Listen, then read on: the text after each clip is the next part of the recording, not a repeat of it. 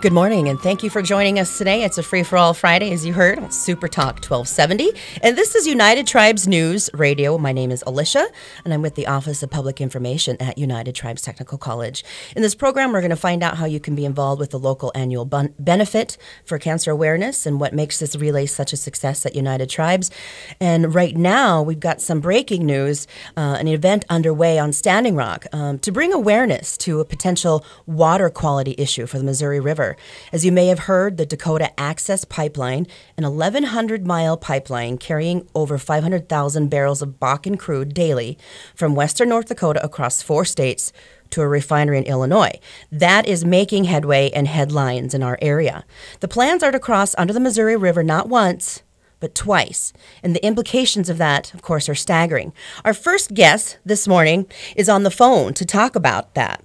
LaDonna Allard is a member of the Standing Rock Tribe. She's also a tribal historian and is the closest landowner directly downstream from where this pipeline would cross.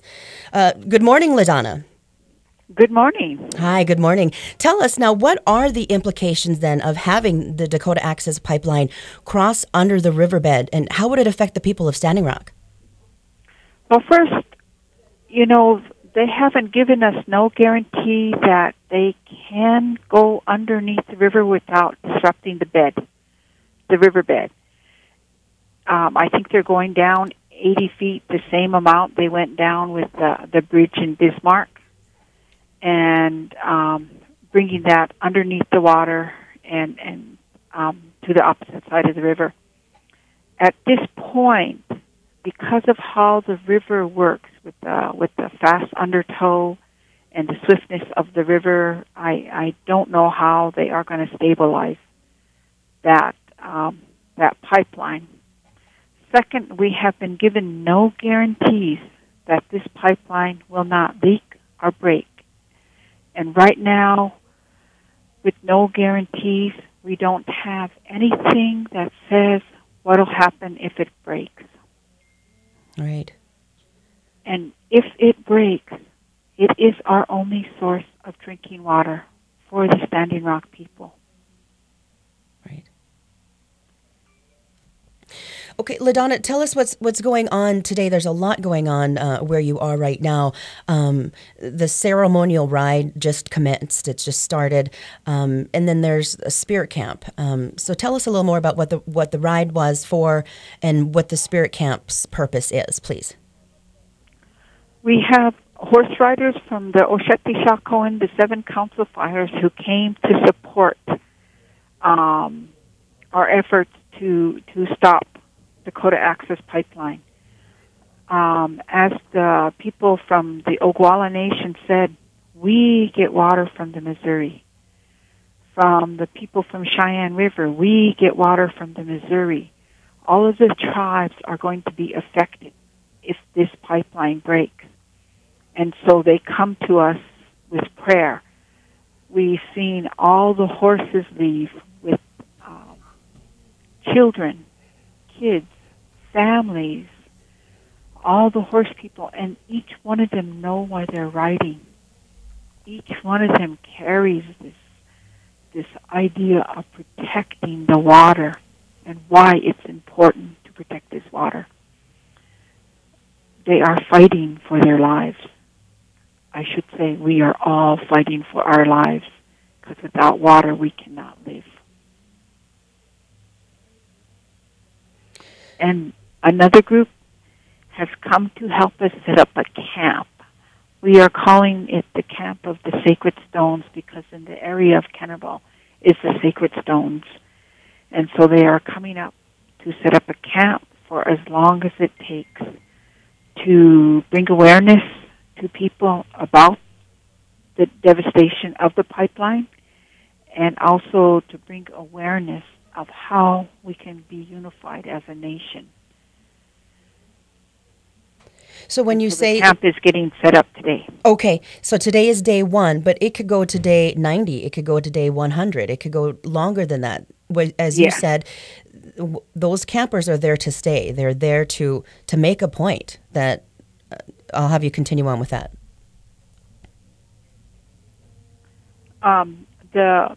We have group people who have joined us who know the whole process of the camps and the situation of the camps, how to run them, so they're here to help us. We are inviting any partners who want to come. We know that there are individual landowners in North Dakota that have their land taken.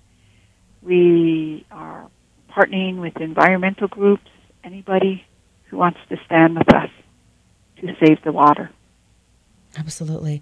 So we're talking about people who own land all the way up the Missouri River as well, if they're being affected by this, or anybody, period, who drinks Missouri River water, which would be, anybody living in our area right now.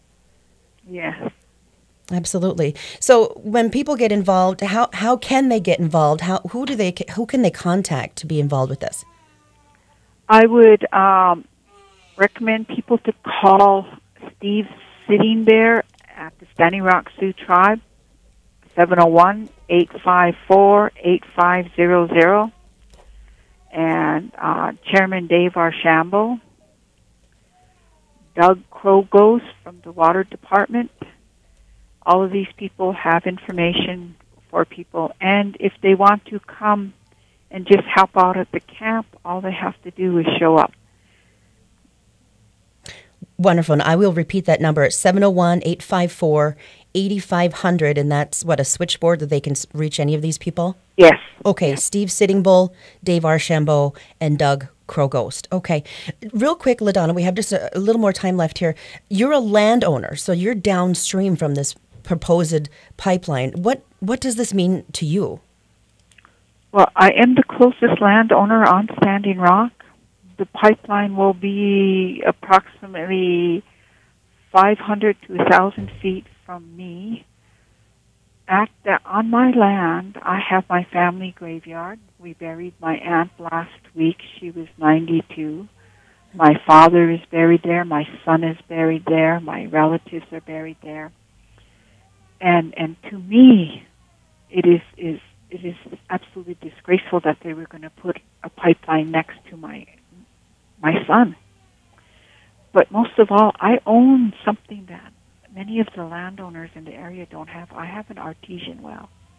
We have sweet water. And if you know anything about North Dakota water, we tend to have a heavy mineral content in a lot of places. So this is one well that's sweet water. My father had always told us to protect it. If they put this pipeline in, and if it breaks, we lose the sweet water. Wait, we lose everything. We cannot live without water. So I'm watching this. I'm watching this on my homeland, thinking, my people are not expendable. We have a right to live. We have a right to live. And that's what I want the world to know. I understand this is a very emotional issue for you because, as you just mentioned it, water is so precious, and not only the water, but the land that has been in your family. LaDonna, thank you so much for being a part of the show today. And later on in the show, we're going to tell people how to get involved again with the events going on in Standing Rock.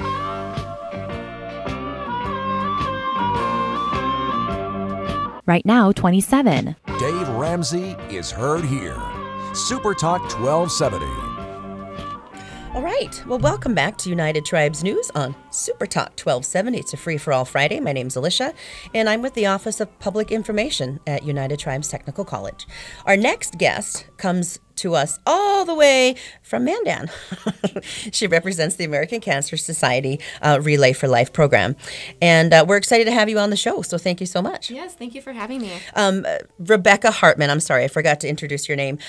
So you're with the Relay for Life. Your title is Community Manager for Relay for Life. So tell us a little more about, we know what American Cancer Society is. We've all heard of that. But the Relay for Life is something that the American Cancer Society took on in the mid-'80s. Tell us a little more about the Relay for Life, first of all. Yeah, absolutely. So Relay first got its start in 1985 with just one man. That was Dr. Gordy Klatt. He was just a person who wanted to do more and decided that he wanted to personally take on a task of trying to raise more money for the fight against cancer.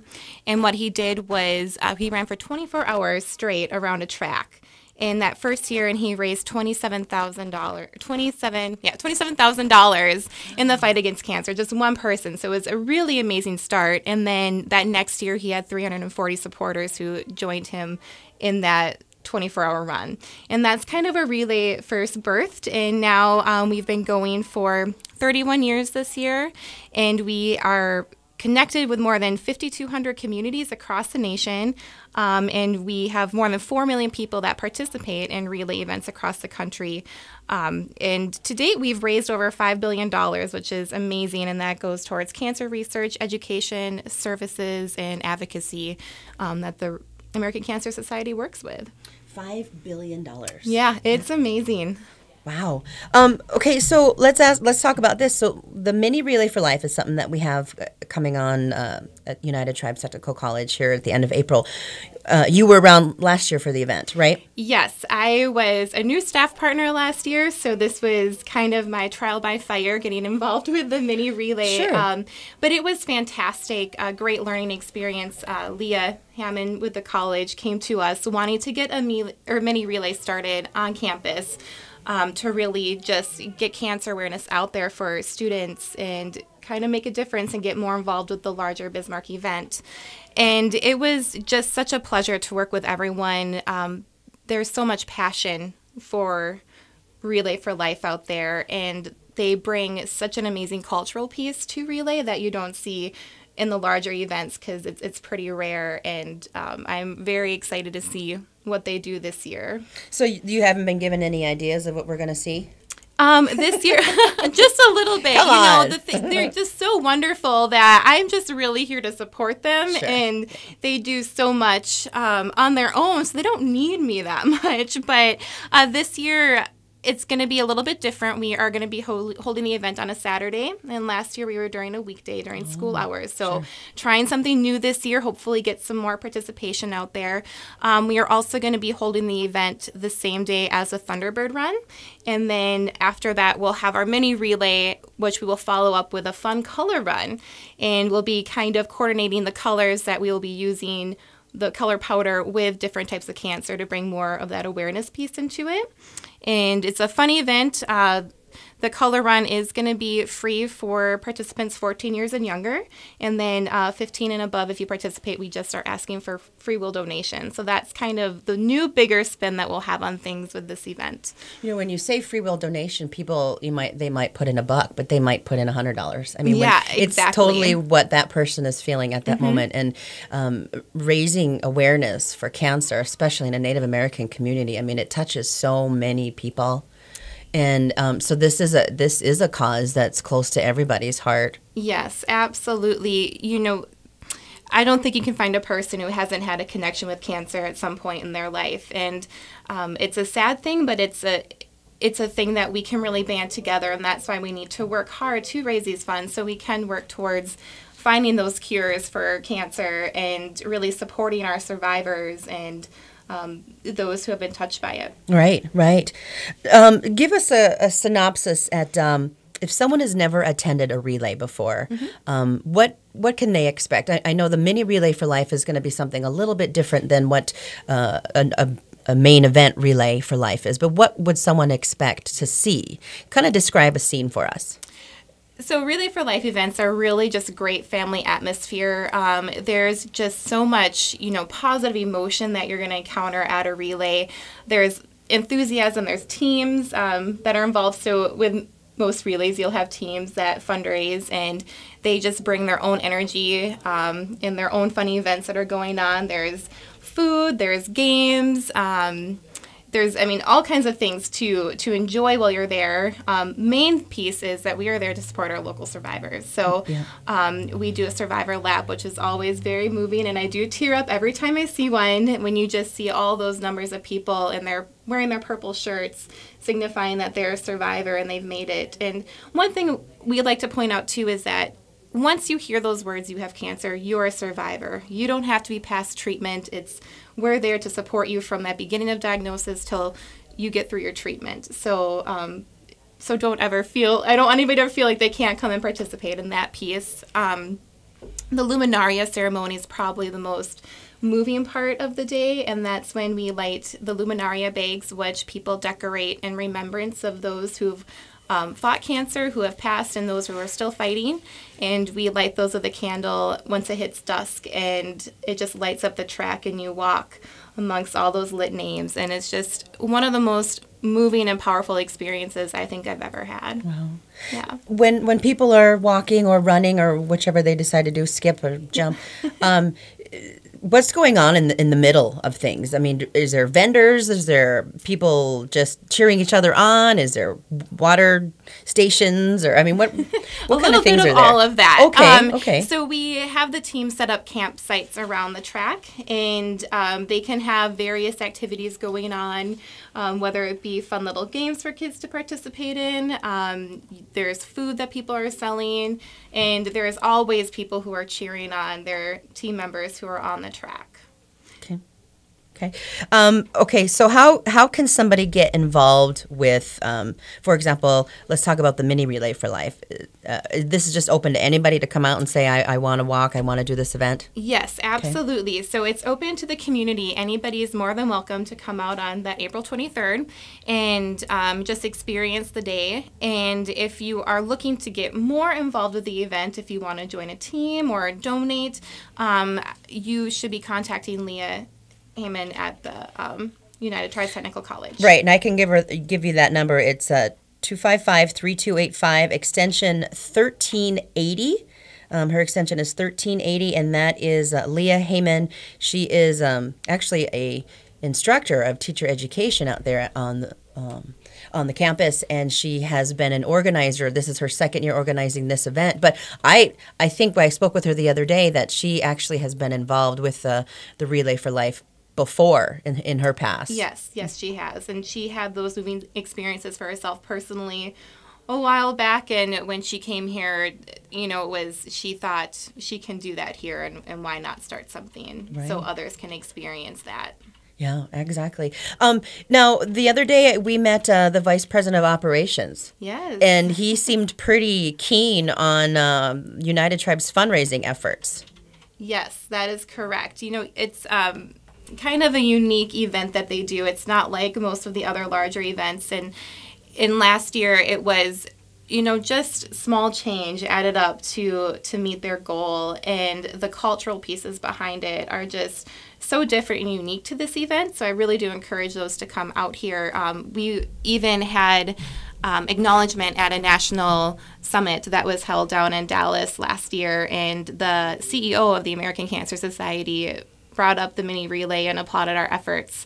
So that was quite the honor to be recognized in that way. I also heard that he said, "Oh, you guys are going to make $15,000 this year," or something like that. What did he say? He acknowledged and said, "You guys are doing a great job, and I expect you to double it next year." Yes, that's correct. So in last year, the goal for the event was $3,000.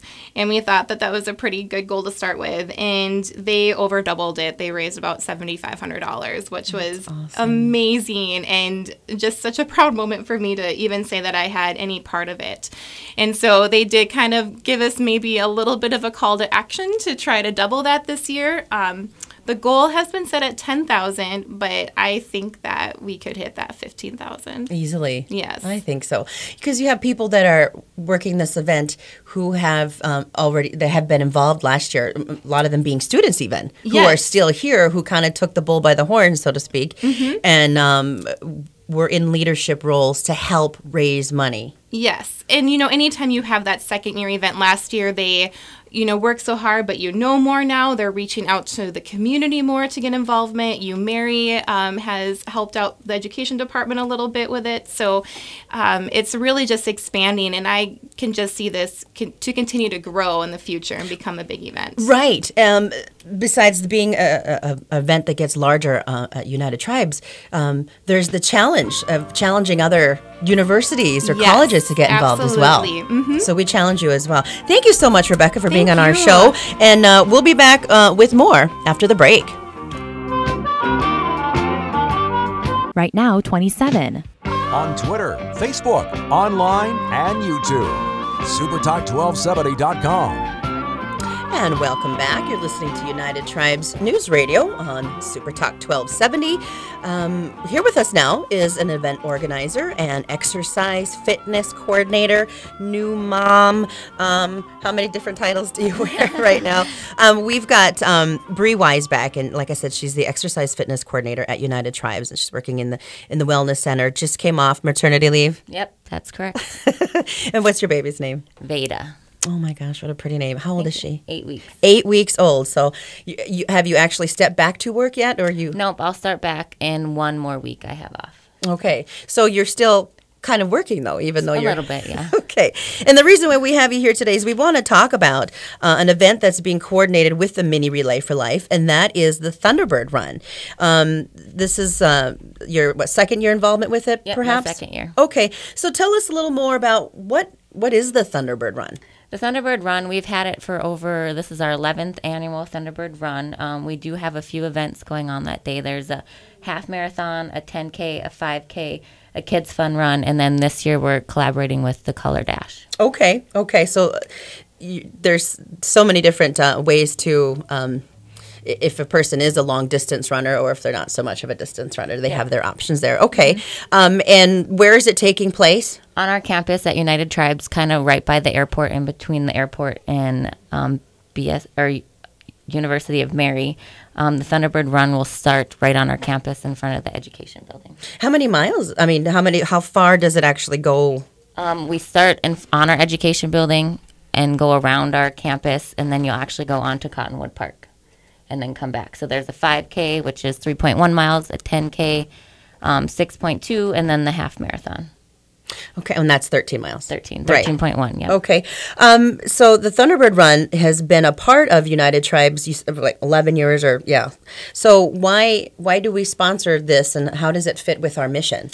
Our mission in the Wellness Department is just to kind of get our community and our students involved with something healthy and fun, and what better way to have a walk or a run where you can be competitive and not be competitive. So it's just kind of a way to get out and meet other people and just have a good time. Okay.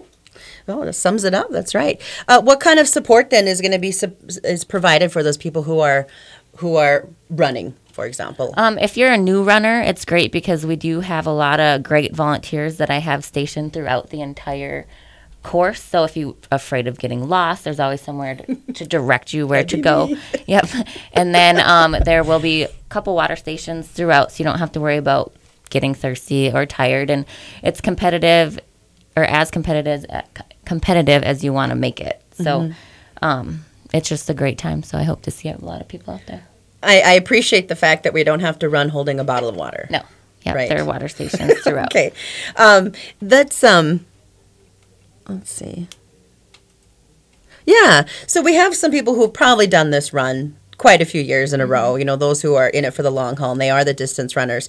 And you spoke a little bit earlier about those people who, if this is a new experience for them, that it's going to be really well guided for them. What can a new runner expect, though? I mean, what do you think? Compared to, do you think that you're going to have some of the seasoned pros saying, it's a piece of cake, or no, it's really hard? I mean, what do you are you a runner? I used to be. This would be a more moderate to, if you're a new runner, it's good because it's pretty flat, where we have one during our powwow where you actually have to run up the hill by Mary. So this one, you go around Cottonwood Park. So it's a basic run. So anyone from any fitness level can come out and have fun. Like I said, you can either walk or run. This year we're letting you bring a dog if you want, or your strollers. So okay. So it's kind of a family fun orientated race. What have you seen then? Is it more popular for the people to do the half marathon or the the 5K or? On the half marathon, there's the handful of runners who like to run that 13.1 miles, but I would say the 5K and the 10K are a lot more popular. Yeah, okay. New this year then is the Color Dash. Let's tell us a little bit more about that.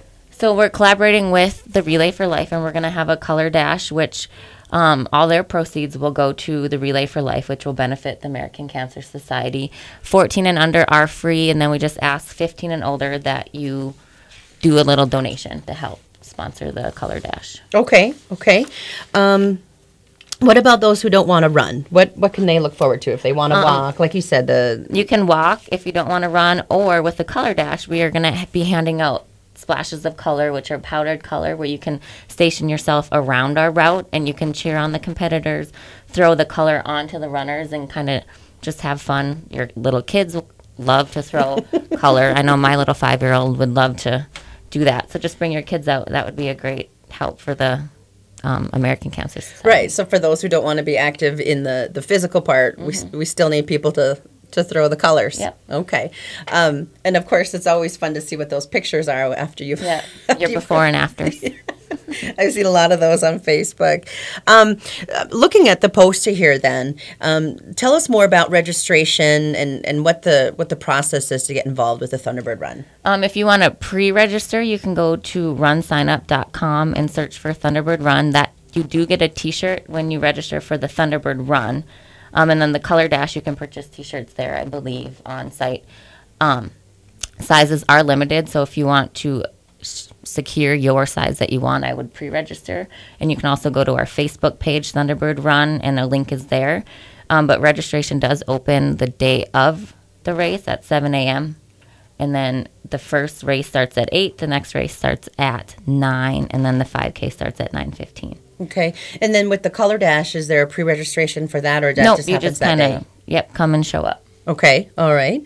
And that starts at 11. And there's some costs involved, obviously, because we're raising money. So what are we looking at for costs? Well, all of our United Tribe students are free, and then any other student, which isn't on our poster, is just $5. So any student around the Bismarck-Mandan area, anywhere actually, just pays $5. So I would register the morning of then, because then there is no place online to pay just that $5. And then the half marathon is $40. The 10K is $25, and then the 5K is $20. I mean, and these are really fairly inexpensive if you think about it. Okay. And then lost my train of thought here.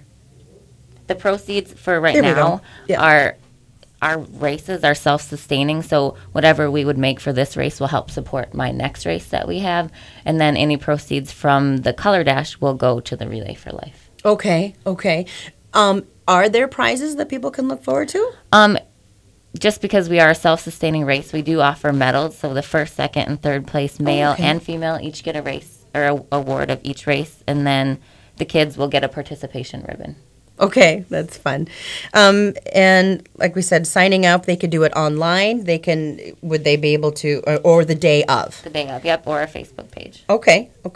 Well, Bree, thank you so much for coming on our show today. And we've got a lot to look forward to. I'm going to try to figure out, I'm going to talk to the girls coming up on our next segment to try to get in shape for the run. I'm not much of a runner.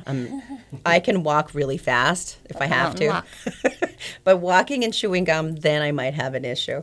Thank you so much for coming out to the show. And thank you for sticking with us. We've got more on the way after the break. Right now, 30. The Red River Farm Network. Ag News is here on Super Talk 1270. Welcome back. This is United Tribes News Radio. I'm Alicia. I'm with the Office of Public Information at United Tribes Technical College. Today we're focusing on helping and improving understanding of the many activities that happen at United Tribes. With me now is Jana Milner and Mara Ybarra, who are part of the Land Grant Extension Service at United Tribes. And welcome to the show. This is your first time on the show, correct? Yes, it is. And possibly your first of many. Well, we'll see. We'll see how this goes, but probably. First of all, tell us what the Land Grant Extension Service is, if you want to explain that Mara? Jana's been Jana? here longer than me. Yep. Okay. Okay. So land grant extension, we have two major focuses on campus. Different land grants across the country will have different focuses. At United Tribes, ours is nutrition and agroecology. So that's where Mara and I come on as registered dietitians. We add in that nutrition component. We work with our community at Tribes. We have kindergarten through 8th grade, the college itself, and then the 5 tribes that own United Tribes in the state. And then we also extend out into the Mountain Plains region as well. Okay, and so that's what the land grant extension is. Yep, land right? grant extension is, those nutrition focus and agroecology. And then we try to do education within our community about those topics. Okay.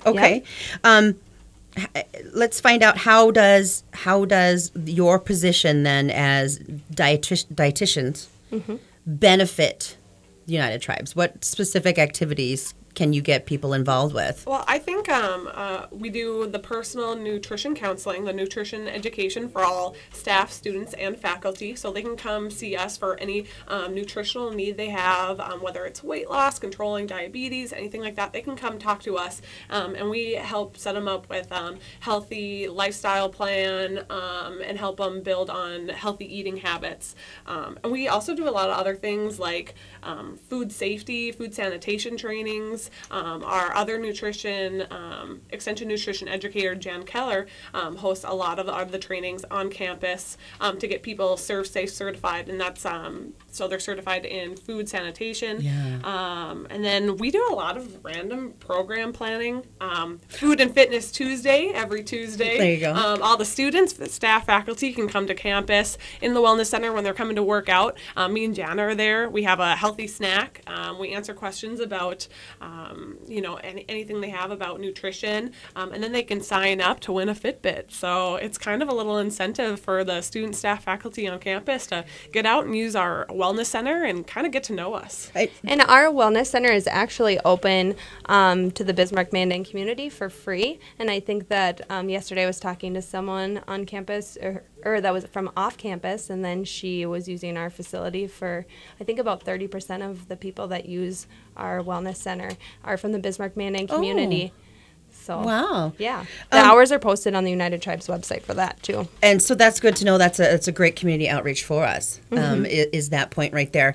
I'm remembering if it was either early in March or late February where you girls had your hands-on experience with breakfast. Oh, yeah. At the grade school.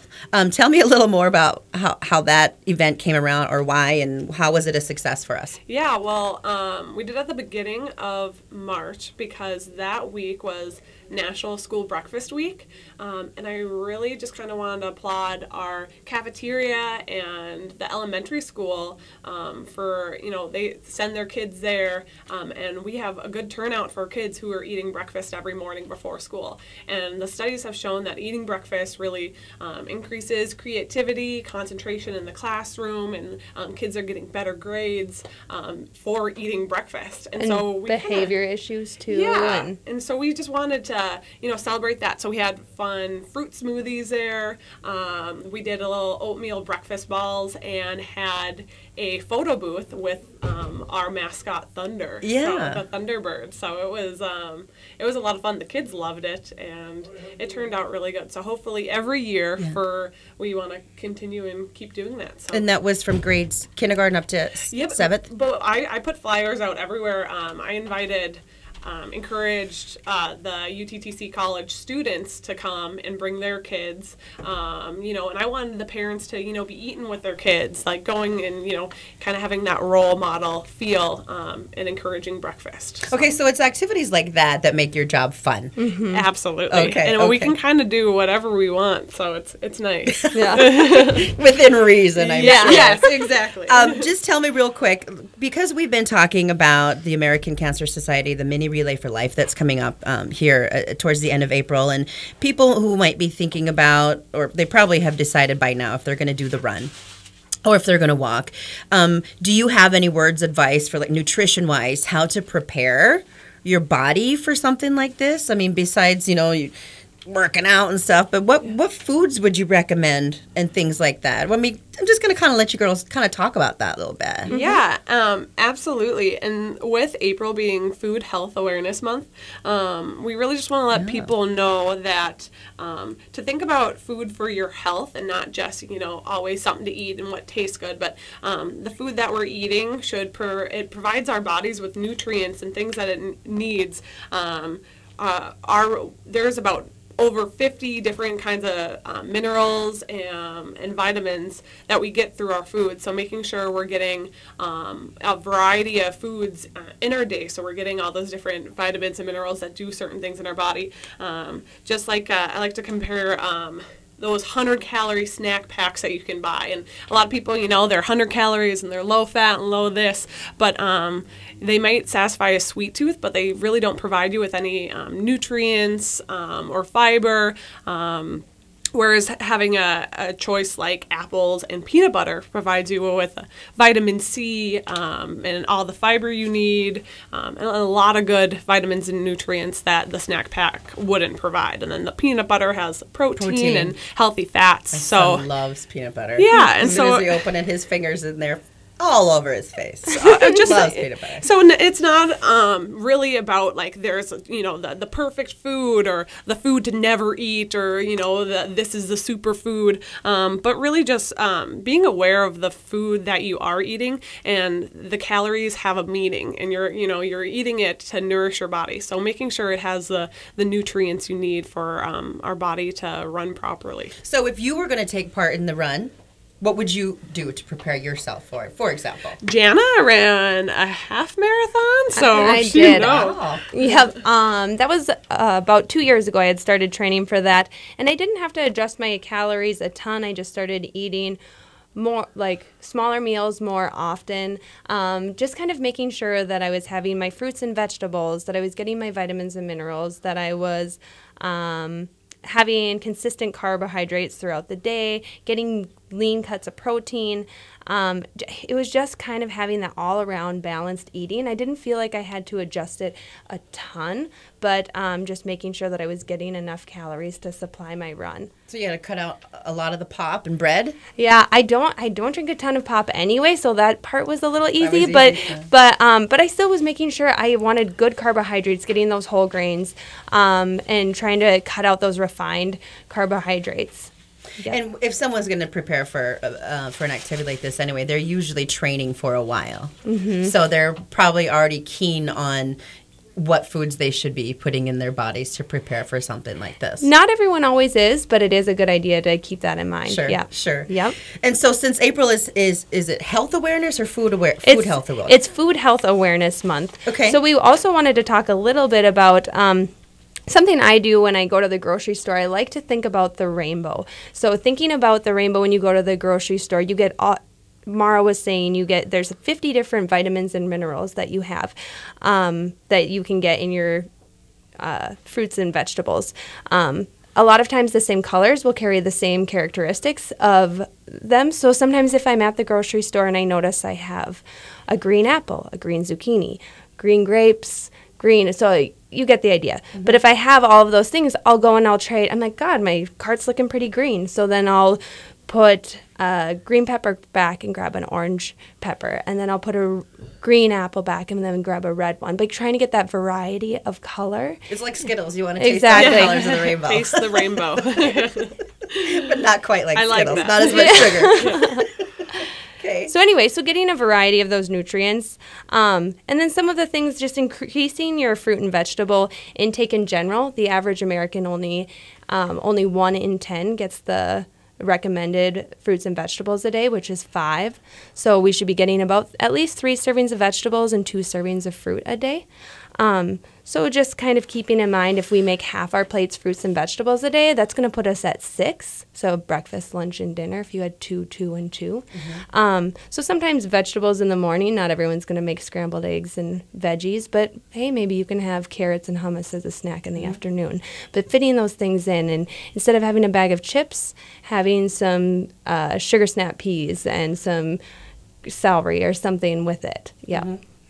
Now, do you girls, we'll let you just keep talking about your health wellness, but while I'm wondering about this, is they have a new restaurant in town that's health focused.